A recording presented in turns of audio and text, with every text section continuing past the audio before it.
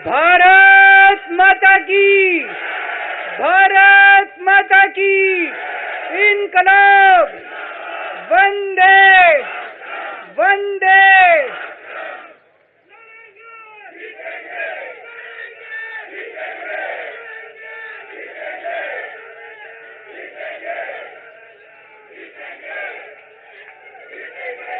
मंच पे बैठे हुए मेरे सभी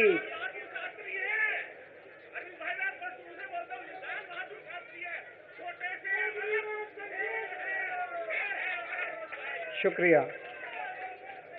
मंच पे बैठे हुए मेरे आम आदमी पार्टी के सभी साथीगण, नेतागण, आज यहाँ पे इतनी बड़ी संख्या में आए हुए सभी भाइयों बहनों और जो टीवी के माध्यम से इस वक्त देश भर में लोग देख रहे हैं, उन सभी भाइयों बहनों, माताओं, बुजुर्गों, बच्चों, आप सब लोगों को मेरा नमस्कार, सबको मेरा प्रणाम। I love you too. सबसे पहले मैं ऊपर वाले का शुक्रिया अदा करता हूं, भगवान का शुक्रिया अदा करता हूं, जिनकी हमेशा हम लोगों के ऊपर बहुत कृपा रहती है, बहुत आशीर्वाद रहता है भगवान का, भोलेनाथ का, हनुमान जी का बहुत आशीर्वाद रहता है। इसी वजह से इतनी बड़ी बड़ी मुसीबतों से निकल के हम लोग आते हैं। इतने बड़े बड़े सामने हमारे दुश्मन हैं जिनसे लड़के हम लोग सफल होते हैं। एक छोटी सी पार्टी जिसने इस देश की राजनीति बदल के रख दी। मैं इसीलिए सबसे पहले ऊपर वाले का पूरे सम्मान के साथ शुक्रिया अदा करता हूं और आशीर्वाद चाहता हूं।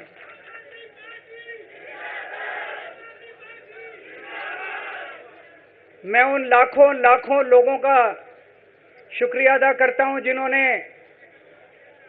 हम लोगों के लिए, जब हम लोग जेल में थे, मैं, मनीष सिसोदिया जी, संजय सिंह जी, विजय नायर जी, अभी सतिंदर जैन जी हैं, अमानतुल्लाह खान हैं, उनको वो भी जल्दी आएंगे मैं उम्मीद करता हूं। जिन जिन लोगों ने हमारे लिए दुआएं की, मन्नतें मांगी, मंदिर मस्जिद गिरजे गुरुद्वारे गए, उन सब लोगों का मैं तहे दिल से शुक्रिया अदा करता हूं।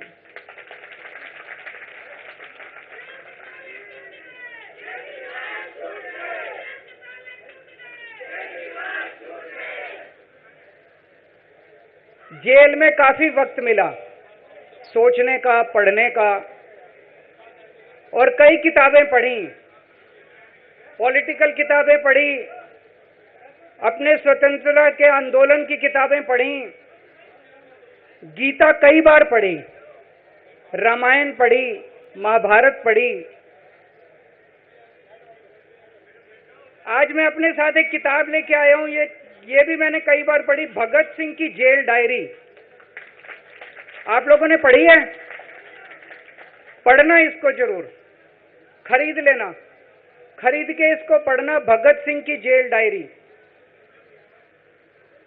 जब भगत सिंह जेल में थे आज से 90-95 साल पहले, उन्होंने जेल के अंदर अपने लेख लिखे थे, वो लेख इसमें है। और जेल के अंदर से उन्होंने बाहर कई लोगों को खत लिखे थे, उन्होंने अपने क्रांतिकारी साथियों को खत लिखे थे, उन्होंने देश के युवाओं के नाम खत लिखे थे। बलिदान से पहले साथियों को अंतिम पत्र 22 मार्च 1931, ये खत उन्होंने जेल से लिखा और उनके साथियों तक पहुंचाया अंग्रेजों ने। बटुकेश्वर दत्त की बहन प्रोमिला को पत्र, बचपन के दोस्त जयदेव गुप्ता को पत्र, वाइसरॉय को पत्र, ये सारे पत्र अंग्रेजों ने भगत सिंह के पहुंचाए। युवाओं के लिए जो पत्र लिखा, वो पत्र बाकायदा युवाओं के एक सम्मेलन में पढ़ के सुनाया गया। भगत सिंह की शहादत के 95 साल बाद आजाद भारत के अंदर एक क्रांतिकारी मुख्यमंत्री जेल गया। मैं अभी जेल गया, मैंने जेल से एक ही पत्र लिखा था एलजी साहब को। 15 अगस्त था, देश का स्वाधीनता दिवस था। देश के आजादी के दिवस के ऊपर दिल्ली का मुख्यमंत्री दिल्ली सरकार की तरफ से झंडा फहराता है। मैंने एलजी साहब को 3 दिन पहले चिट्ठी लिखी, 15 अगस्त के 3 दिन पहले, कि एलजी साहब, मैं चूंकि जेल में हूं, मेरी जगह आतिशी जी को झंडा फहराने की इजाजत दी जाए। कुछ गलत तो नहीं लिखा? वो चिट्ठी मेरी एलजी साहब तक नहीं पहुंचाई गई, मुझे चिट्ठी वापस करी गई और मेरे को ये वार्निंग जारी की गई। ये वार्निंग भी लेके आया हूं, जिंदगी भर साथ रखूंगा ये मेरे को वार्निंग दी गई कि दूसरी बार अगर आपने एलजी साहब को चिट्ठी लिखने की हिम्मत करी तो आपके साथ जो फैमिली मुलाकात होती है हर हफ्ते, वो फैमिली मुलाकात बंद कर दी जाएगी। मैं मन में सोच रहा था, अंग्रेजों ने भी नहीं सोचा था कि आजाद भारत के अंदर 95 साल के बाद अंग्रेजों से ज्यादा क्रूर और अत्याचारी शासक इस देश के ऊपर आएगा। आपने सुना होगा, बटुकेश्वर दत्त और भगत सिंह ने असेंबली में एक बम फेंका था, या सुना सब लोगों ने? तो दोनों को जेल हुई, दोनों को एक ही जेल में रखा गया, बगल बगल वाली कोठरी में रखा गया।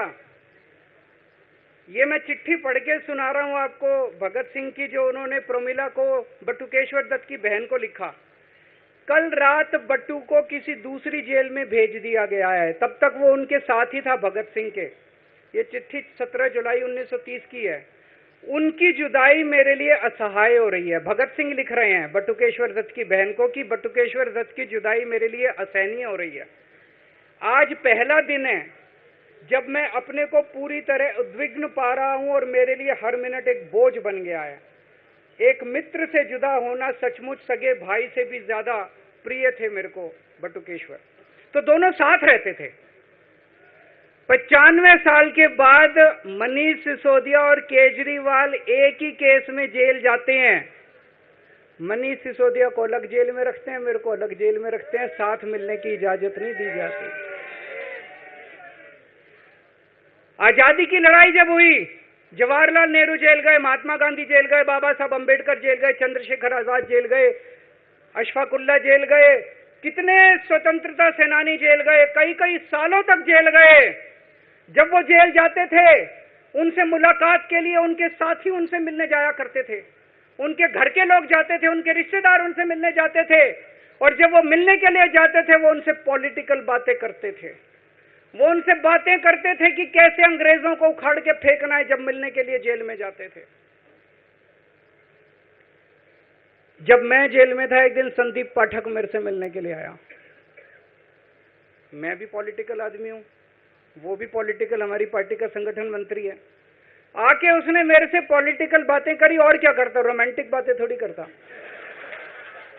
तो पॉलिटिकल आदमी वो, पॉलिटिकल आदमी मैंने उससे पूछा देश में क्या चल रहा है, उसने देश की पॉलिटिकल हालत बताई। मैंने उससे पूछा पार्टी में क्या चल रहा है, उसने संदीप पाठक को ब्लैकलिस्ट कर दिया गया, उसके बाद मेरे से मिलने नहीं दिया गया।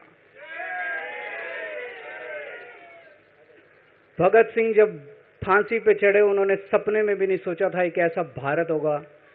आज से 95 साल के बाद इस देश के अंदर इतनी क्रूर और अत्याचारी सरकार आएगी कि अंग्रेजों को भी पीछे छोड़ देगी। दोस्तों,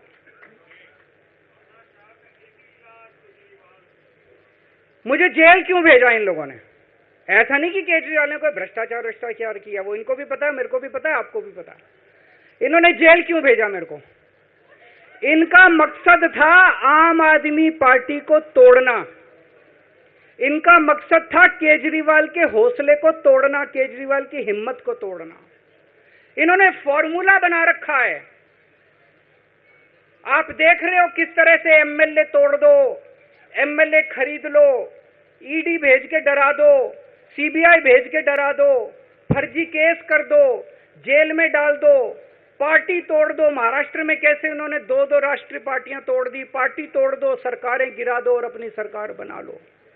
इनको यह लग रहा था केजरीवाल को जेल भेज देंगे तो दिल्ली में इनकी पार्टी टूट जाएगी, दिल्ली में बीजेपी की सरकार बना लेंगे। इनको लग रहा था पंजाब की सरकार तोड़ के पंजाब में हम अपनी सरकार बना लेंगे, इनके एमएलए तोड़ लेंगे। लेकिन हमारी पार्टी नहीं टूटी, हमारे एमएलए नहीं टूटे, हमारे एमएलए तो छोड़ो, कार्यकर्ता भी नहीं टूटे। इनकी बड़ी बड़ी साजिशों के खिलाफ, बड़े बड़े षड्यंत्रों के खिलाफ केवल आम आदमी पार्टी में ताकत है जो आज इनका सामना कर रही है। इनको लगा केजरीवाल के हौसले तोड़ देंगे। आज मैं आपके सामने खड़ा हूं और मैं पूरे विश्वास के साथ कह रहा हूं कि जेल के इन 150-200 दिन जो मैं जेल में रहा, इन दिनों ने मेरे हौसले को और 100 गुना बढ़ा दिया है, कम करने की बजाय। ये लोग पूछते हैं कि केजरीवाल जब जेल में था इसने इस्तीफा क्यों दिया, क्यों नहीं दिया? जेल में से सीएम के पद से इस्तीफा क्यों नहीं दिया?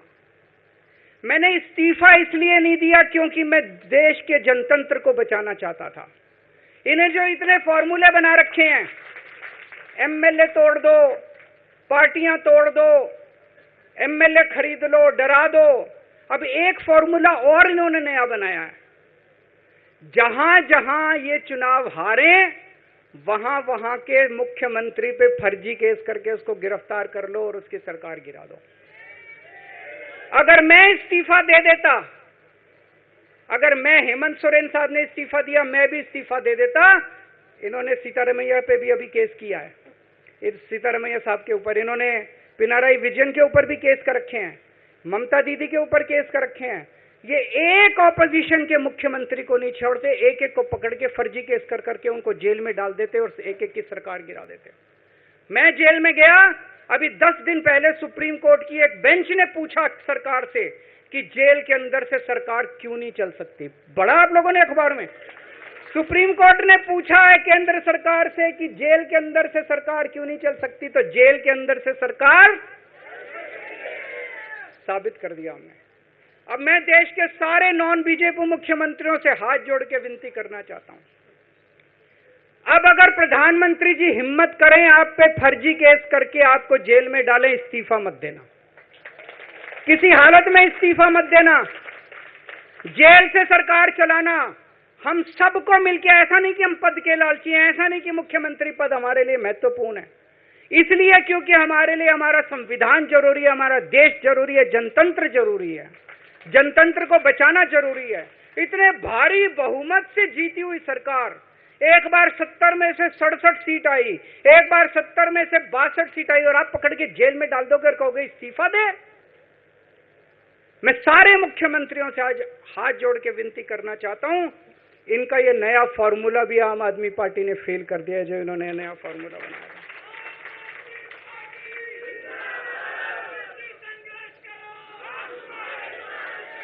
आज इनकी हर षड्यंत्र, हर साजिश से सामना करने की ताकत आम आदमी पार्टी में है। क्यों?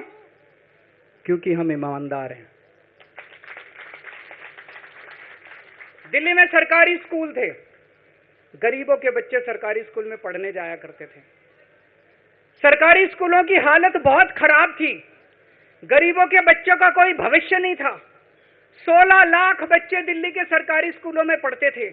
टूटे फूटे टिन के स्कूल थे, डिब्बे थे, स्कूल क्या डिब्बे थे, कोई पढ़ाई नहीं होती थी, गरीबों के बच्चों का भविष्य खराब था। उन गरीबों के बच्चों को पिछले 10 साल के अंदर 18 लाख बच्चों को हमने सरकारी स्कूल अच्छे बना के भविष्य दिया है। हम ये कैसे कर पाए? हम ये कर पाए क्योंकि हम ईमानदार हैं। आज अगर किसी के घर में कोई बीमार हो जाए, प्राइवेट में ले जाओ, लाखों लाखों रुपए खर्च हो जाते हैं। अगर थोड़ी सी सीरियस बीमारी हो, छोटी सी बीमारी हो, 10-15 हजार रुपए कहीं नहीं गए, इन बड़े बड़े अस्पतालों में ले जाओ। दिल्ली के अंदर हर सरकारी अस्पताल को शानदार बनाया, नए नए सरकारी अस्पताल खोले, गली गली में मोहल्ला क्लिनिक खोला, लोगों की चाहे अमीर हो चाहे गरीब हो, सबका इलाज, सबकी दवाइयां, सबके टेस्ट, पूरा इलाज मुफ्त कर दिया। क्यों? क्योंकि हम ईमानदार हैं। आज दिल्ली की महिलाएं जब बस में सफर करती हैं, उनकी टिकट नहीं लगती, बाकी देश की सरकारें घाटे में चल रही हैं, दिल्ली की सरकार ये सब सुविधा देने के बावजूद फायदे में चल रही है। क्यों? क्योंकि हम ईमानदार हैं। आज दिल्ली के अंदर इतनी सुविधाएं, 24 घंटे बिजली आती है आज दिल्ली में, पहले 8-8 घंटे के पावर लगते थे। हम ये कर पाए क्योंकि हम ईमानदार हैं। आज दिल्ली के लोगों को फ्री बिजली मिल रही है, कैसे? क्योंकि हम ईमानदार हैं।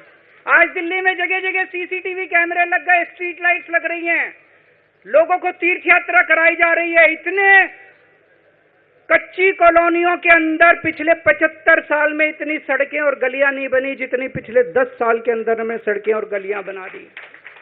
75 साल के अंदर दिल्ली में इतनी पानी की पाइपलाइन नहीं डली जितने पिछले 10 साल के अंदर पानी की पाइपलाइन डाल दी। कहां से आया पैसा? क्यों? क्योंकि हम ईमानदार हैं। ये हमारी ईमानदारी से डरते हैं, ये हमारी ईमानदारी से डरते हैं। ये बिजली फ्री नहीं कर सकते, क्यों? ये बेईमान है। ये स्कूल ठीक नहीं कर सकते, इनकी 30-30 साल से सरकारें चल रही हैं कई राज्यों के अंदर, 25-25 साल से, 15-15 साल से इनकी सरकारें चल रही हैं। ये स्कूल ठीक नहीं कर सकते, अस्पताल ठीक नहीं कर सकते, ये फ्री इलाज नहीं दे सकते, ये बिजली फ्री नहीं कर सकते, ये 24 घंटे बिजली नहीं कर सकते। क्यों? ये बेईमान, ये बेईमान है। आज इन्होंने ईडी छोड़ दी, इनकम टैक्स छोड़ दिया, दिल्ली पुलिस छोड़ दी, इतने केस कर दिया हमारे ऊपर, और हम डट के खड़े हैं इनके खिलाफ, इनका मुकाबला कर रहे हैं क्योंकि हम ईमानदार हैं। इसलिए ये मेरे को बेईमान साबित करना चाहते हैं, ये मेरे को बेईमान साबित करना चाहते हैं। मेरे ऊपर कीचड़ फेंक रहे हैं, मेरे ऊपर लांछन लगा रहे हैं, मुझे सुबह शाम गालियां देते हैं, लेकिन मेरे लिए बीजेपी इंपॉर्टेंट नहीं है, मेरे लिए आप लोग इंपॉर्टेंट हो। अगर देश की जनता, दिल्ली की जनता को लगता है केजरीवाल बेईमान है, मैं 1 मिनट के लिए सीएम की कुर्सी पे भी नहीं बैठूंगा। 1 मिनट के लिए मैं बैठने को तैयार नहीं। मैंने अपने जीवन में कुछ नहीं कमाया, मेरा बैंक अकाउंट खाली है, हमारी पार्टी का बैंक अकाउंट खाली है। मैंने जिंदगी में कुछ नहीं कमाया, अपनी इज्जत और अपनी ईमानदारी के सिवा मेरे पास कुछ नहीं आया। इनकम टैक्स में कमिश्नर की नौकरी करता था, 2000 में नौकरी छोड़ के सन 2000 से 2010 तक 10 साल मैंने दिल्ली की झुग्गियों के अंदर बिताए हैं। कुछ महीने दिल्ली की झुग्गियों में जाके रहा मैं, झुग्गी के अंदर, नंद नगरी, सुंदर नगरी की झुग्गियों के अंदर मैंने गली गली में खाक छानी है कि गरीब आदमी रहता कैसे, उसके घर का गुजारा कैसे चलता है। अगर पैसे कमाने हो तो इनकम टैक्स कमिश्नर की नौकरी बुरी नहीं थी। और जब मैंने नौकरी छोड़ी थी तब कोई पार्टी नहीं थी, कुछ नहीं थी। ऐसा नहीं था कि उस टाइम ये था मुख्यमंत्री बनने चला था या कोई पार्टी, कुछ नहीं था, कोई भविष्य नहीं था, केवल देश के लिए जुनून था कि देश के लिए कुछ करना है, देश के लिए कुछ करने हैं। 49 दिन की सरकार के बाद इस्तीफा दिया था, अपने असूलों के लिए इस्तीफा दिया था, किसी ने इस्तीफा मांगा नहीं था, अपने आप इस्तीफा दिया था। आज के तारीख में, आज के जमाने में कोई अपनी चपरासी की नौकरी नहीं छोड़ता। मैंने मुख्यमंत्री की कुर्सी छोड़ी थी, अपने आप छोड़ी थी। न पद का लालच है, न दौलत का लालच है, केवल देश के लिए कुछ करने का जुनून है, देश के लिए कुछ करने के लिए आए हैं।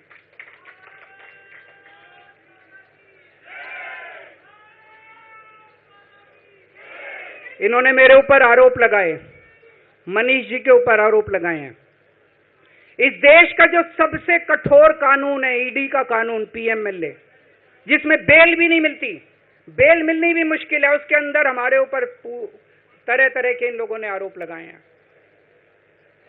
कोर्ट से हमको बेल मिल गई, उसके बावजूद आज की तारीख में, आज जो स्थिति है, इससे फालतू कोर्ट और कुछ नहीं कर सकता था जितना कोर्ट ने कर दिया हमारे पक्ष में। हम कोर्ट के बहुत शुक्रगुजार हैं। कोर्ट ने हमें बेल दे दी, अभी बेल तक ही दे सकता था।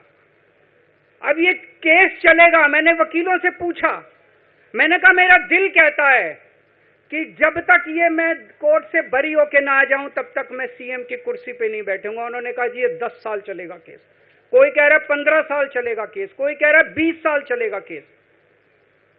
तो केस यह भी लंबा चलेगा। आज कोर्ट जितना कर सकता था, कोर्ट ने हमारे पक्ष में निर्णय लिया है, हमें बेल दे दी। उन्होंने ऐसे कानून में जिसमें बेल मिलनी नामुमकिन होती है, उन्होंने बेल दे दी। आज मैं आपकी अदालत में आया हूं, जनता की अदालत में आया हूं, आपसे पूछने के लिए आया हूं, क्या आप केजरीवाल को ईमानदार मानते हो कि गुनहगार मानते हो?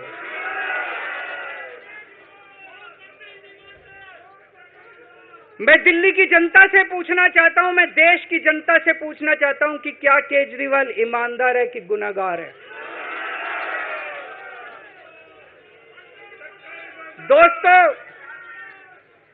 2 दिन के बाद, आज से 2 दिन के बाद मैं सीएम की कुर्सी से इस्तीफा देने जा रहा हूं।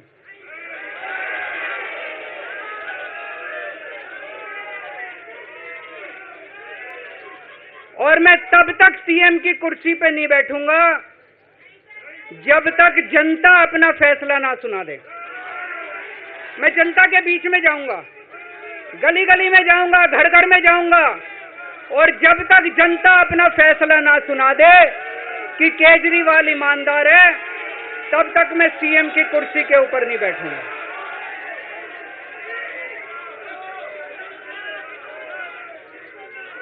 आज से कुछ महीने बाद चुनाव है, दिल्ली के चुनाव हैं। मैं जनता को निवेदन करना चाहता हूं, अपील करना चाहता हूं, अगर आपको लगता है केजरीवाल ईमानदार है, मेरे पक्ष में वोट दे देना। अगर आपको लगता है केजरीवाल गुनहगार है, मेरे को वोट मत देना। आप अगर मेरे को, आपका एक एक वोट मेरी ईमानदारी का सर्टिफिकेट होगा। अगर आप मेरे को वोट देके जिताओगे और अगर आप कहोगे कि केजरीवाल ईमानदार है, तो चुनाव के बाद, उसके बाद जाके मैं सीएम की कुर्सी पे बैठूंगा। तब तक मैं सीएम की कुर्सी पे नहीं बैठूंगा।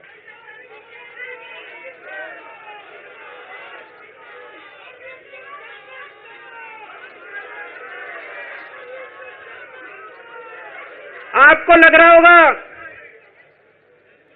अभी अभी जेल से रिहा होके आया है, ये कैसा क्यों बोल रहा है? अभी अभी जेल से रिहाई होके आया है, अब ये इस्तीफा क्यों दे रहा है?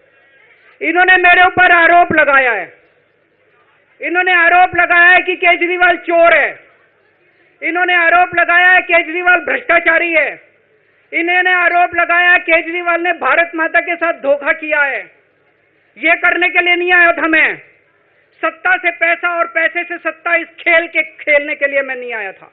मैं देश के लिए कुछ करने के लिए आया था। जब 14 साल के बाद भगवान राम वनवास से लौटे, सीता मैया को अग्नि परीक्षा देनी पड़ी थी। आज मैं जेल से आया हूं, मैं अपनी अग्नि परीक्षा देने के लिए तैयार हूं।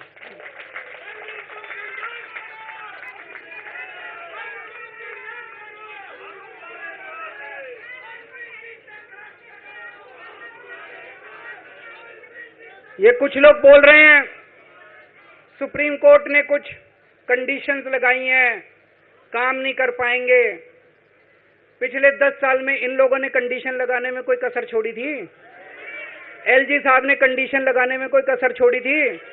केंद्र सरकार ने 1 कानून, 2 कानून, 3 कानून, कानून पे कानून डाल के मेरी पावर छीन ली, पर आपके काम बंद नहीं होने दिए मैंने।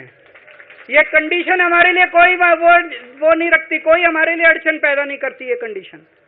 इन कंडीशन को भी देख लेंगे, लेकिन मेरे लिए जो मायने रखता है वो है, मैंने अपनी जिंदगी में ईमानदारी कमाई है। अगर आपको लगता है केजरीवाल ईमानदार है, जम के वोट दे देना मेरे पक्ष में। चुनाव के बाद सीएम की कुर्सी पे जाके बैठूंगा।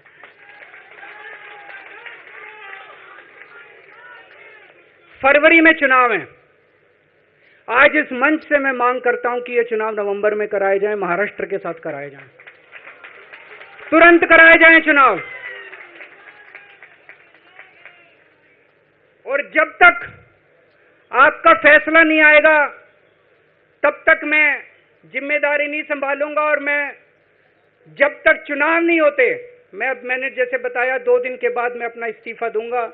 जब तक चुनाव नहीं होते, तब तक मेरी जगह आम आदमी पार्टी से कोई और मुख्यमंत्री बनेगा। अगले 2-3 दिन के अंदर विधायक दल की मीटिंग होगी और विधायक दल की मीटिंग में अगले मुख्यमंत्री के नाम का तय किया जाएगा। मैं मनीष जी से बात कर रहा था, जो पीड़ा मेरे मन में है वो पीड़ा मनीष जी के मन में भी है। इनके लिए भी वही सब कहा गया जो मेरे लिए कहा गया है। मनीष जी का भी कहना है कि ये दिल्ली के उप मुख्यमंत्री और शिक्षा मंत्री और मंत्री का पद तभी संभालेंगे जब दिल्ली की जनता कहेगी कि मनीष सिसोदिया ईमानदार है। तो मैं और मनीष सिसोदिया हम दोनों का फैसला आपके हाथ में है, जनता के हाथ में है। हम दोनों जनता की अदालत में जा रहे हैं, गली गली जाएंगे, जनता के बीच में जाएंगे और उनसे पूछेंगे, अगर जनता कहेगी ईमानदार है तो हम आके इसकी कुर्सी पे बैठेंगे। 2020 में आया था मैं, 2020 में मैंने कहा था, मैंने अगर काम किया हो तो मेरे को वोट देना और काम नहीं किया हो तो वोट मत देना, कहा था कि नहीं कहा था? आज मैं आपके बीच में आया हूं, मैं कह रहा हूं अगर मैं ईमानदार हूं तो वोट देना, अगर मैं बेईमान हूं तो वोट मत देना, बिल्कुल मत देना। भारत माता की, भारत माता की।